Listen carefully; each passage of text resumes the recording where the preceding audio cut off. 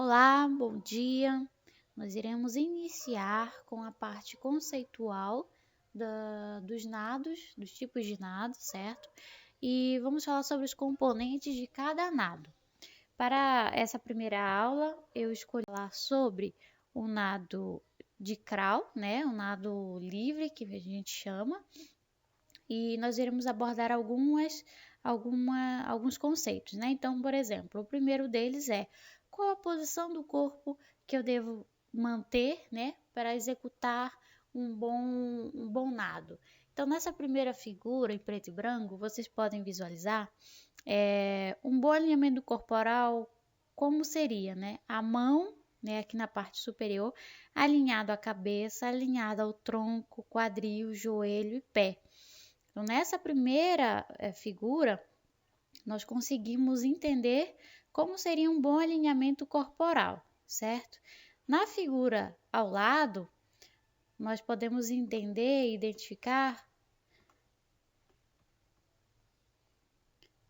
identificar qual seria um mau alinhamento corporal, né? Então, nessa figura aqui, a mão não está alinhada à cabeça, nem ao tronco, nem ao quadril, muito menos joelho e só lá no pé. Então, essa posição dificulta um bom deslocamento na água.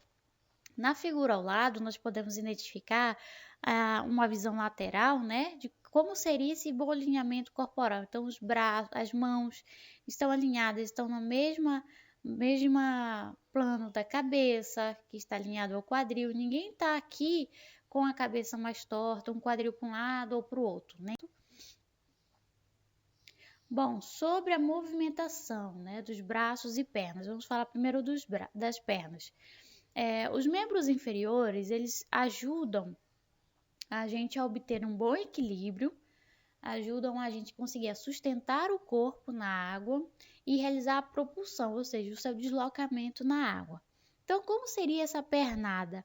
Então, a pernada no nado crawl é um movimento global, ou seja, as duas pernas vão se movimentar de modo alternado, sendo ascendente e descendente, né, executados no plano vertical, ou seja, vai exigir que você realize alguns chutes, principalmente com a articulação do tornozelo. Então, o movimento descendente, ele favorece, né, ele utiliza muita força e é iniciado com a flexão do quadril, em seguida a flexão do joelho, a flexão plantar e a inversão do pé. Então, na hora de finalizar um movimento, o joelho deve ser estendido, ou seja, deve ser esticado.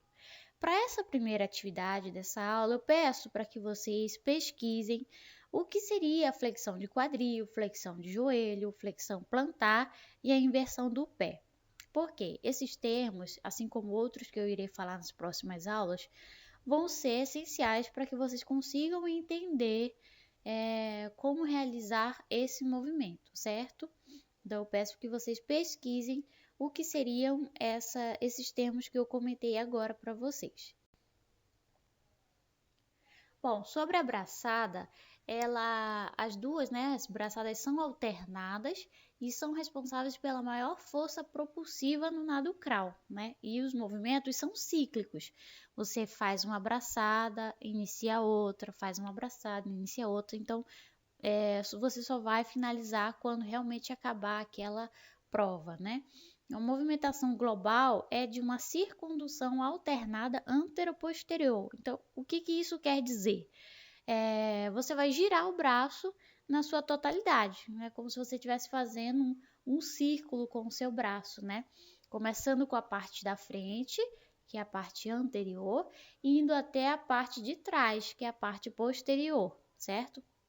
Um ciclo completo de braçada é quando você realiza essas duas movimentações, né, esses dois giros de braço esquerdo e direito. Bom, a braçada ela tem várias fases, né? Tem 5 fases. A primeira delas é a entrada na água. Então, esse primeiro bonequinho aqui dessa figura em preto e branco ilustra a primeira fase, né? A entrada da água, a fase aquática. A figura de baixo fala sobre a parte do apoio, a terceira sobre a tração, a quarta figurinha sobre a finalização. E a quinta fase, a recuperação, que é uma fase aérea, é identificada por essa figura lá aqui em cima do slide, né? Então, você vê o braço saindo da água, essa é o movimento de recuperação.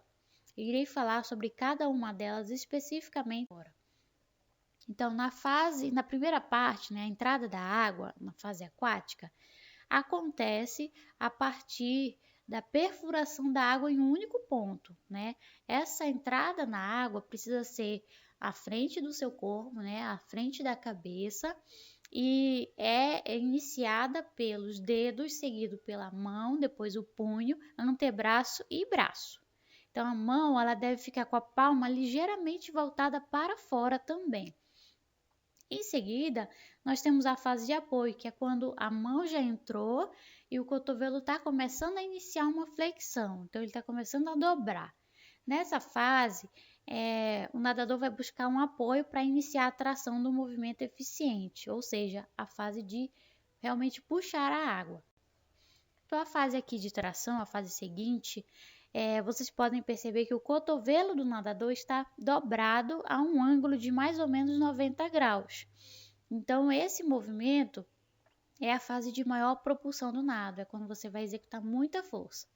Depois dele, tem a fase de finalização, que é quando você estende o braço atrás, você empurrou toda a água para trás. Então, o seu braço que estava dobrado em 90 graus, você esticou ele totalmente para trás, ao lado do seu quadril. Então, essa é a fase de finalização ou empurrada. E a fase aquática, aérea, né, a fase de recuperação, como vocês podem ver na figura, é quando o cotovelo deixa a água, né? Ele perfura a água, ele sobe. Então, quando você tira o braço da água, primeiro sobe o cotovelo. E ele sobe dobrado, né? Ele sobe flexionado. Em seguida tem o braço, o antebraço e a mão. A movimentação respiratória pode acontecer de duas formas, tanto bilateral quanto unilateral. Então, você pode respirar somente por um lado, para o lado esquerdo, ou você pode ficar alternando, respira para o lado esquerdo, respira para o lado direito. Nessas figuras, nós podemos observar um nadador que puxa a água pela boca e na outra foto solta o ar pelo nariz. Durante a movimentação respiratória, o nadador ele deita a orelha no ombro para executar essa respiração, tá? Como eu falei aqui, somente uma parte mais conceitual, né, dos tipos de respiração unilateral e bilateral. Todos esses exercícios nós iremos executar através de educativos, que são exercícios próprios para trabalhar esses tipos de movimentações, certo? Então, por hoje, né, nós ficamos por aqui com essa parte mais conceitual, lembrando que vocês têm atividades de pesquisa sobre aqueles termos, né, de flexão de cotovelo, de joelho, de quadril, tornozelo, né, inversão do pé. É muito importante que vocês façam essa atividade de pesquisa para que a gente consiga dar continuidade, porque vão vir novos termos também, tá ok? Então, muito obrigada, pessoal. Até a próxima aula e se cuidem!